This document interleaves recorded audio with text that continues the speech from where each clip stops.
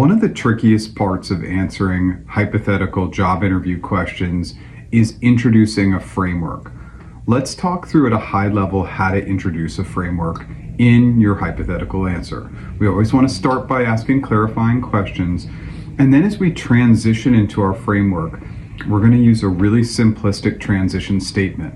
Something like, a few concepts we should focus on before solving are. What you're doing is you're setting the tone that you are going to provide a very simplistic outline of what you want to focus on, but that you're not solving yet. So what do you introduce in that framework, or we could call it an outline? You introduce up to 10 concepts that you think would be interesting to talk through in your solution. Now, we can go as few as 3, up to 10, kind of 5 to 7 is the sweet spot. And the way you introduce them is almost like a list. A few concepts we want to focus on before solving are, we got to look at the goals and objectives, understand the historical data, correlate that to our timeline and budget, look at how we're resourced, and be thinking about the critical stakeholders. It's literally that simple. Expanding on goals and objectives and saying we want to look at short-term and long-term, yes, goals and objectives. So we want to keep the framework concepts really, really simple.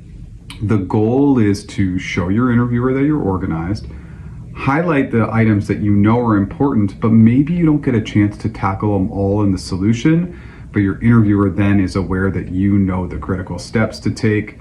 This is going to be different depending on role. It's going to be different depending on the question, but introducing these concepts keeps you very organized in these answers. Then right as you say the last word, transition into assumptions. Let's go ahead and make a few assumptions so that you're not creating a break between your framework and heading into assumptions. And the reason for that is some interviewers might see your outline as your solution, even though you're stating it's an outline, even though you're basically stating, hey, I'm not getting to the solution yet. You really want to roll into that next transition statement as well. Lastly, it is very important that your framework comes before the assumptions, because the framework is setting the tone, then we're delivering and bringing in some role-specific and company-specific assumptions. That order is often reversed when I coach clients. It's just one other item to be aware of. The frameworks can be a little bit tricky, but trust me, they work when you use them when you answer hypothetical questions.